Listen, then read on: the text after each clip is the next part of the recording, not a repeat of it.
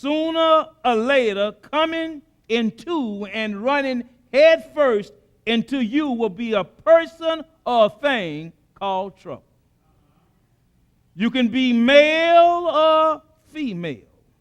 Tragedy and trouble will show up on your doorstep. Ring the doorbell, and without saying hello, my name is trouble, will just do an invasion in your life and knock you down to your knees. Tragedy and trouble are equal opportunists that practice no discrimination. You can't avoid trouble and tragedy. But just like death, you just keep on living. Tragedy and trouble will find you sooner or later. You don't have to talk if you don't want to. Even though you love the Lord, treat your neighbor just right. Never mind, please don't relax just yet. But tragedy and trouble are yet on your agenda. And if travel hasn't caused any chaos in your life, let me assure you, like overnight mail, tragedy and trouble will be delivered at your doorstep.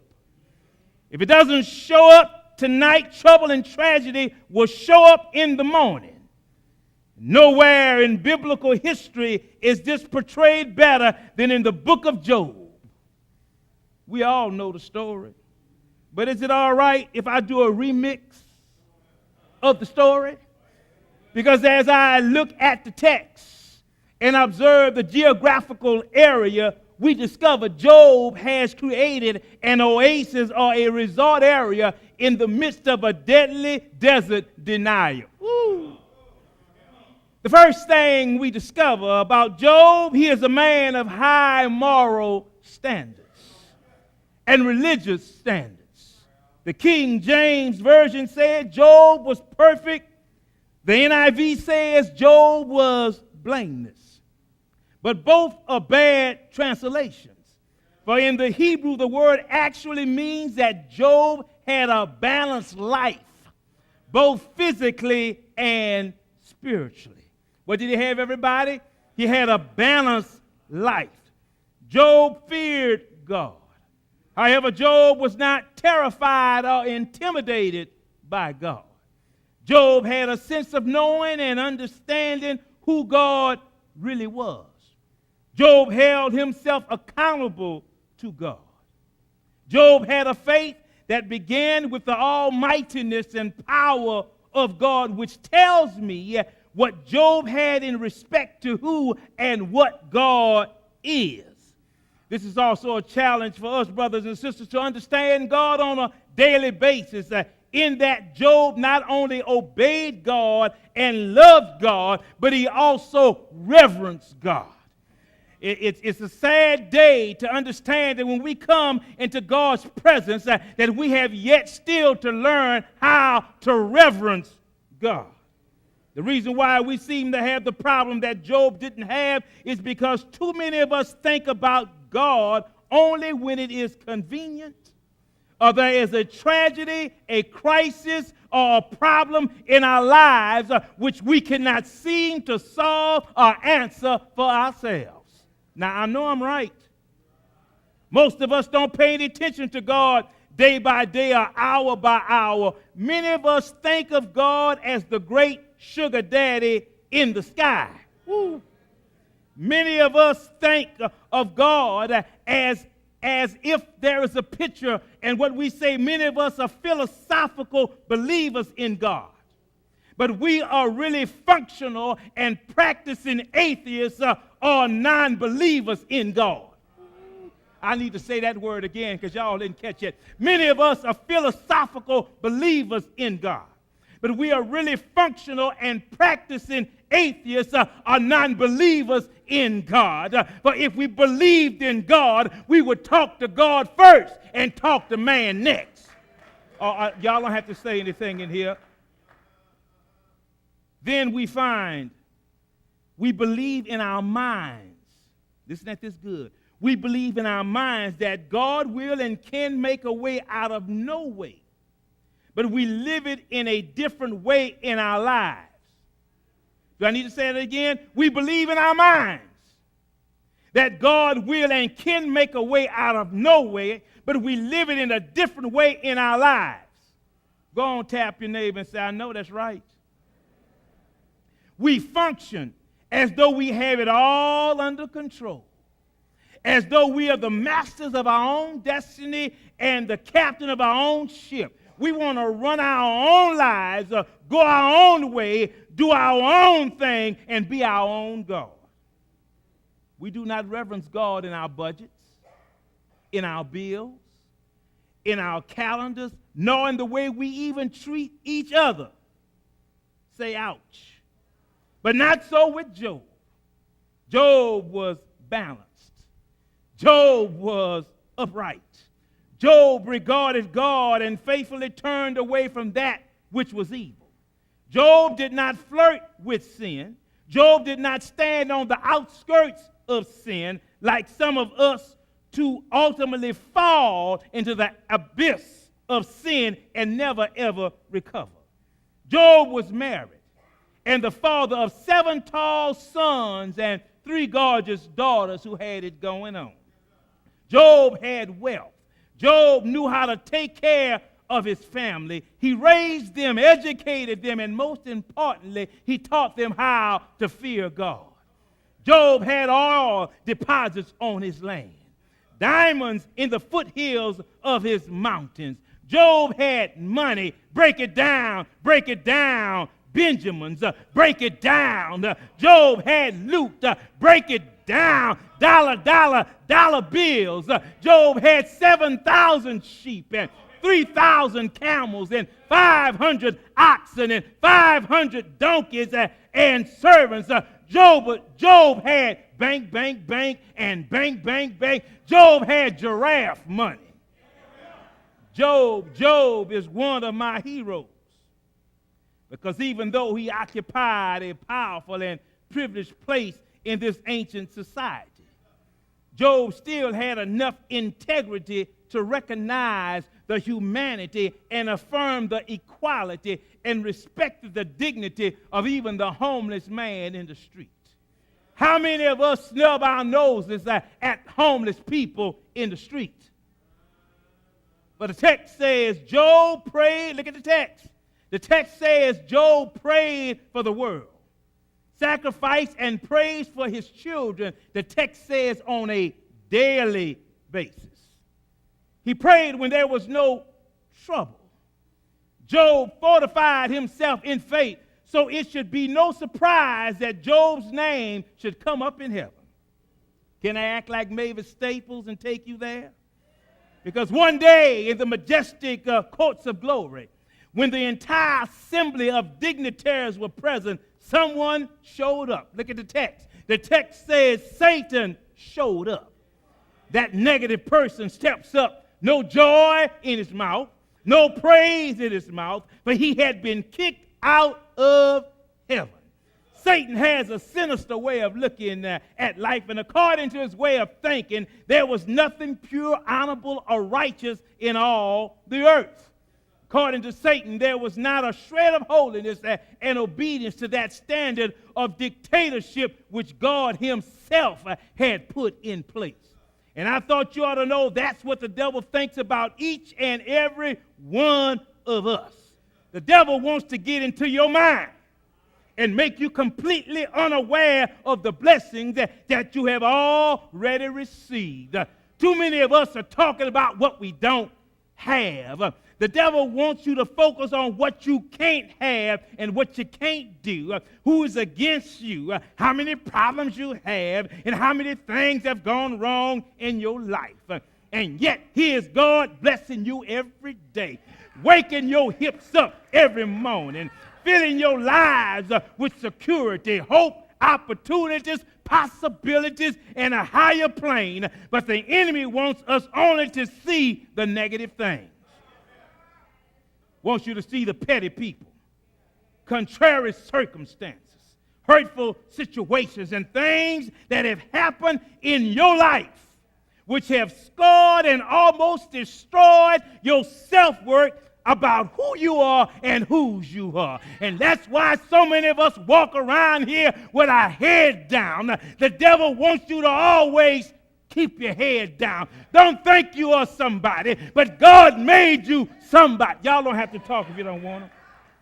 The goal of the evil one is to make us all critical, negative, and nasty in the hopes that he will kill our aspirations, surrender our dreams, give up our authority by not calling on the name of Jesus and just throw in the towel and forsake the very destiny that God has planned for each and every one of you.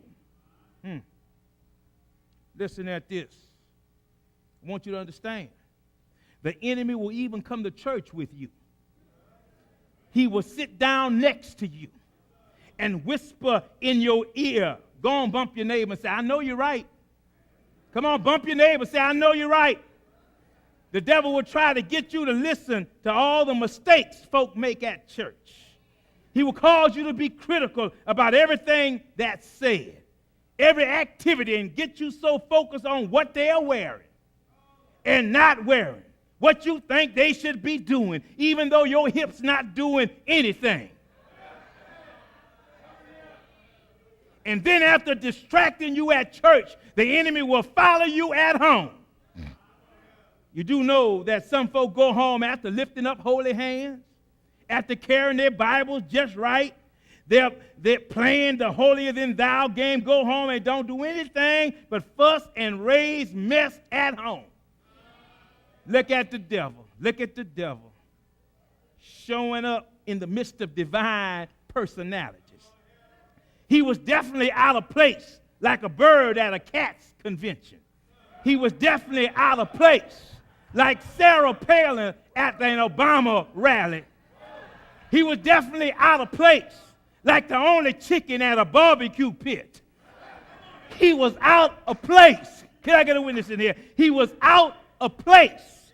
Satan did not deserve to be in the presence of God. But the truth of the matter, none of us deserve to be in the presence of God. None of us deserve to have gotten by with some of the things we did to others and to ourselves, and yet out of the mercies of God, his untiring patience, he allows us with our funky attitudes and our unworthy selves to approach his holiness because of his mercy and because of his grace. I can't get no witnesses up in here. God permitted even the devil to step into the sphere of holiness and purity. And some people have had the nerve to say to me, Pastor. When they say pastor, I know they got something crazy to say. Why do you allow so-and-so to work in the church and do things in the church and sing in the choir? They don't understand like I understand that none of us are here. Say none of us. None of us are here because we deserve to be here. But we are here and who we are and what we are by the grace of God. And the truth of the matter is that God isn't finished with any of us yet. Go on, bump your neighbor again and say, I know you're right. Too often we want a purity and an exclusive club of sainthood that didn't even exist in heaven. Woo. For here in bold print, look at the text, the dragon, the cynical one, the devil, the wicked one, the prosecuted attorney is permitted a place and a voice in the council of Almighty God. God says to Satan, where you coming from? Satan says, I've been walking up and down the earth. I have been searching high and low and couldn't find nobody. I've been looking for some evidence of righteousness, looking for some sign of sanctity and reality, trying to find somebody who is sincere. I've been trying to find somebody who is respectful and sanctified. And God, I thought you ought to know. I found nobody. I searched all over and couldn't find nobody. Nobody worthy and nobody wonderful. But God says, slow your roll, Satan. I do have somebody I've saved. I've got somebody I've healed. I've got somebody that I've turned around. Satan, somebody is doing right. And then Satan says, well, who is it? God says, have you considered my servant Job? Have you seen how balanced in life he is? Look at the picture, God bragging on human flesh. I wonder, could God at this moment brag on you? Satan, God says, have you seen how he loves his family? Satan, have you seen how Job doesn't hang around evil? But Satan was characteristically unimpressed because he had a stubborn prejudice against truth that would not permit him to accept the evidence of Job's uprightness. And Satan said, that's not the way I see it, God. Job does not obey you for nothing. Job does not serve you out of freedom of the joy of his heart and soul. Job is not really worshiping you out of spirit and of truth. Job is only looking out for Job. He's not sincere, spiritual, or real. Job really doesn't love you. He only loves what he can get from you. Look at how you treat Job. Pamper Job and prosper Job. You put a fence around Job, everything he has. Job has never been sick. Job has never been broke. Job has never had car trouble. Job has never had his wife or husband walk out on him or her for no apparent reason. Job has never raised children by himself. You created Job's wealth, but if you stretch out your hand, knock down that fence, take away his toys, take away his Bentley, take away his Benjamins, let him have a stock market crash where he's homeless, then I guarantee you will see the real Job. You will see the real humanity come out, take away his comfort. Then Job will curse you to your face. But God started sounding like Harold Melvin and the Blue Notes. Because God says, if you don't know Job by now, you will never, never, ever know Job. I tell you what, Satan, go ahead. Take away his things. Take away his Bentley. Take away his toys. Take away his money. Take away anything you wish, but don't you take away his life. Well, that's a shout right about there. But tells me the devil may be a pit bull, but God has a leash on him, which means he can do no more to you than God will allow him to do. That's shouting news, that. So in one awful day, through a series of tragedies and catastrophes, Job lost everything. Somebody say everything. No, say it like you mean it. Everything. Job becomes bankrupt. He lost everything, like my grandmother used to say. Job didn't have a pot to you know what in and a window to throw it out. And yet, in every instance, look at the text. One person was left to come back to Job and tell him what happened. Everybody say, one person. Say it like you mean it. One person. Now, I want to tell you, because since you know the story, I'm not going to where you will hear Job say, all the days of my appointed time will I wait till my change comes. You're not going to hear the Lord giveth and the Lord take it away. Blessed be the name of the Lord. You're not going to hear the worms destroy this body, yet will I see him in my glorified flesh. You're not going to hear Job say, I know that my Redeemer liveth. You're not going to hear me say, that Job put out a subpoena on God. You won't hear God ask Job the question, where were you, Job, when I laid the foundations of the earth? I want to get to the text this morning. What I want to deal with and what I want to bring you through is the tragedy was dreadful, though the calamity was undefinable and the disaster was unheard of. What I wish to tell you in just a few minutes so you can shout. In each person, trouble comes your way. But in each case, look at the text, one person was kept alive to tell the story. And the one question I wish to unpack is, why did God save only one person? Oh, y'all didn't get that. Why did God save only one person? Can I unpack that for you? Why did God keep only one person alive? Why did only one person survive? Can I park on that corner while I keep the motor running? Then go on to my seat. Because there is a word here, not about them, but about us. Because tragedy and trouble comes into every life. And yet the text says no matter how great the tragedy, no matter how difficult the situation or the issue, no matter how dreadful the disaster, God always ensures, like Allstate, you in good hands, that somebody, someone is always going to be around to tell the story. Now don't miss that, don't miss that, don't miss that. Because that's the answer to somebody on your road right about now who has been wondering, after all I'm going through, why am I still alive? After all I've been going through, why am I still standing?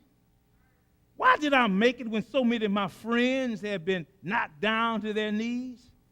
Every once in a while, I get a phone call from some of my friends telling me that, you remember so-and-so and so-and-so? And I say, yeah.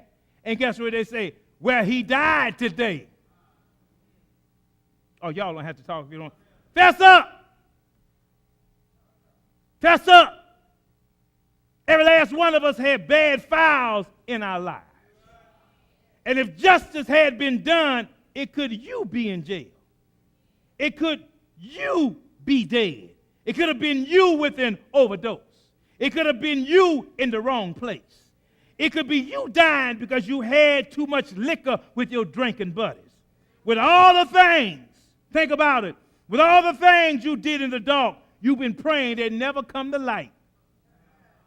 With all the people in the wrong places doing the wrong thing, if justice had been done, your seat would be empty right now where you're sitting. I'm just looking for a few real folk who are willing to admit that you haven't always been brother sanctified and sister holier than thou and mother holier than thou. The truth of the matter, you know what it is to have some spirits under the saint that is not too holy, and you have some skeletons that you still have meat on the bones that just might live again. Y'all don't have to talk if you want to. And some clothes in the closet preserved for the clubs, and some numbers in your phone that you should never, ever, ever dial again. And it's only by the grace of God that you have not been tore up from the floor. Can I get you to pause and praise God? Right about now, as you think about it, if it had not been for the Lord on your side, just where would you be? If it had not been for God's covering, your business could be out in the street like George Zimmerman, Sadusky, Richard Nixon. Oh, come on, like Bill Clinton. If it had not been for the Lord on my side, I could have lost everything. And the question is, why did God just keep one person alive? Church folk don't know when to shout. You don't know how to shout. The only reason you are here is to be a witness and to tell your story. Can you say that again? The only reason. Look at your neighbor, say, the only reason I'm here is to be the witness. The only reason I'm here is that I survived so that I can tell my story. That's why I'm here. I'm here so that I can survive to tell my story. There are still some miracles that's going to show up in your life, and places you have to go, and blessings you have to receive. But what God has for you is just, that's why it's just you still standing.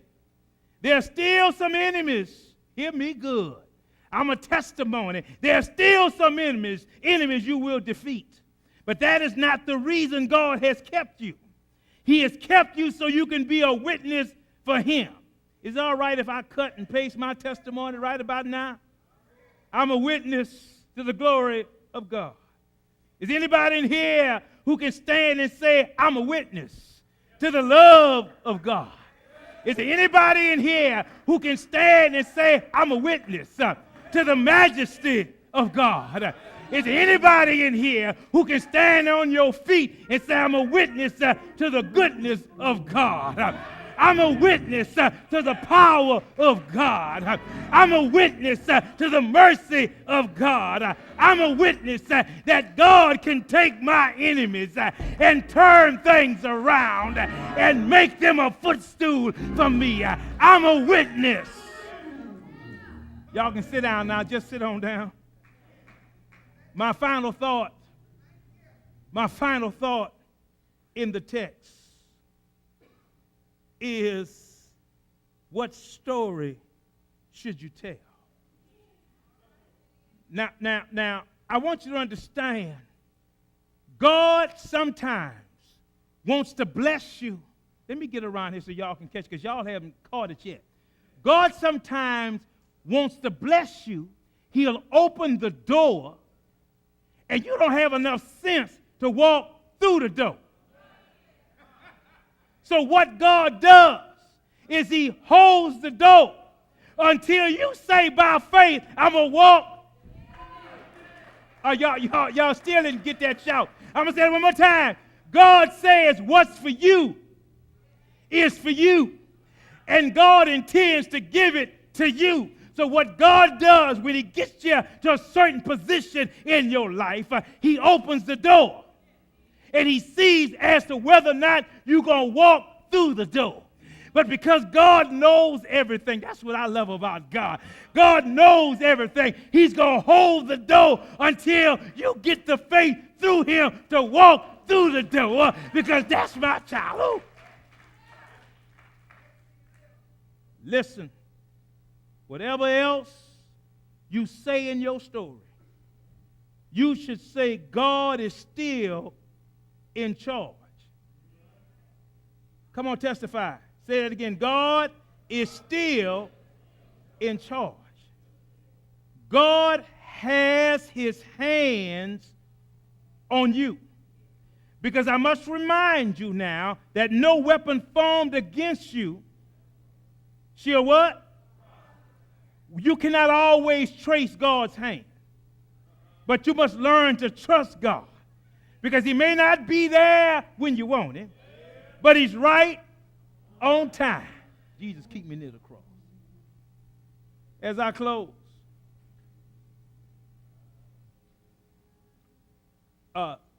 this is a true story. There was a man who was the only survivor of a shipwreck.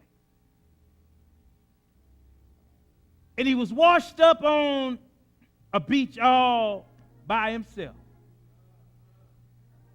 And he prayed every day for someone to come and rescue him. Every day he watched to see if somebody would come looking for him. But nobody showed up. One day he decided to do something to help himself. I'm talking about a door being open. So he built a little hut out of driftwood for protection against the wind, sun, rain, and cold. But the next day a storm came. Lightning struck his hut and burned it down to the ground. Devastated, he cried out to God. Why, God? Why, God? What did I do, God, to deserve this? And he sat down and cried like a baby. He cried and cried until eventually he fell asleep. Right where he was, but early the next day, he was awakened by the sound of a ship's horn. Looking up, he saw a ship coming, and he started jumping up and down and waving his hands. Excited about being rescued when they pulled him out of the sea. The first question he asked the captain was, "How did you know I was here?" The captain said, "We saw your smoke signal."